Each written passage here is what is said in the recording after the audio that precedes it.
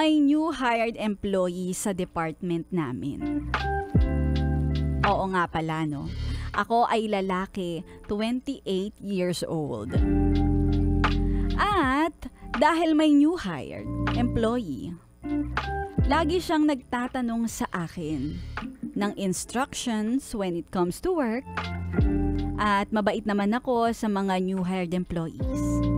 Kahit naman mapa babae o mapa lalaki. It just so happened na very friendly itong babae na bagong hire. Ako naman kabaliktaran. Kasi kahit pa napakatagal ko na sa trabaho, tahimik lang ako. Tahimik sa umpisa hanggang dulo si kuya. Tahimik lang akong tao. Ito namang bagong hired na babae, siya yung tipo ng kalog na babae. Kapag nagyayaya siya na sabay kami kumain, sinasabayan ko siya. Nagpapasama siya pag may pupuntahan siya. At malinaw naman sa aming dalawa na wala kaming relasyon. Magkatrabaho lang talaga at ako naman ay walang balak manligaw sa kanya kasi friends lang kami. Nasa kilos at gawa ko naman na wala akong balak na pormahan o ligawan siya. Paano ba yung mga kilos? Hanggang sa isang beses, nagkayayaan ng inuman.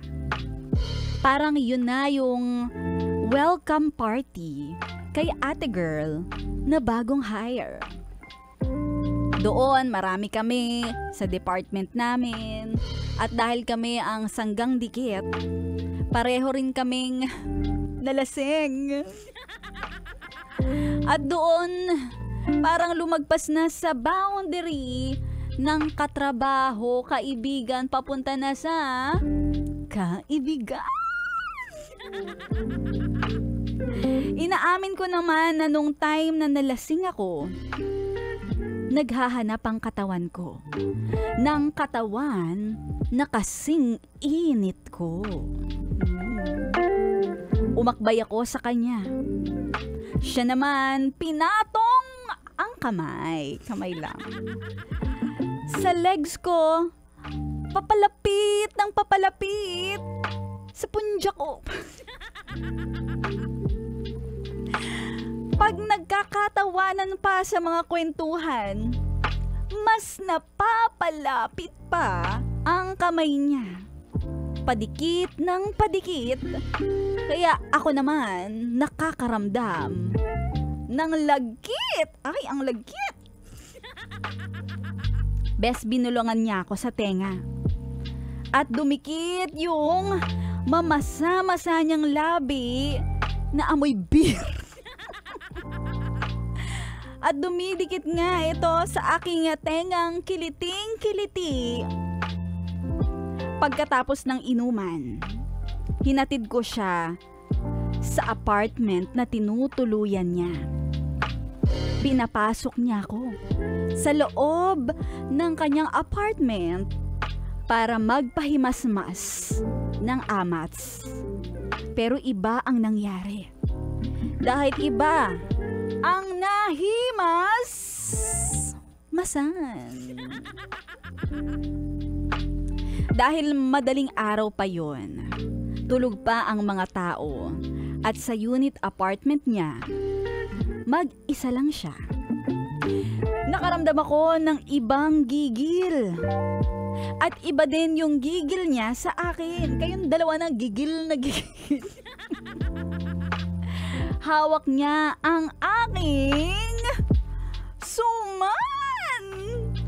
At ginawang merienda.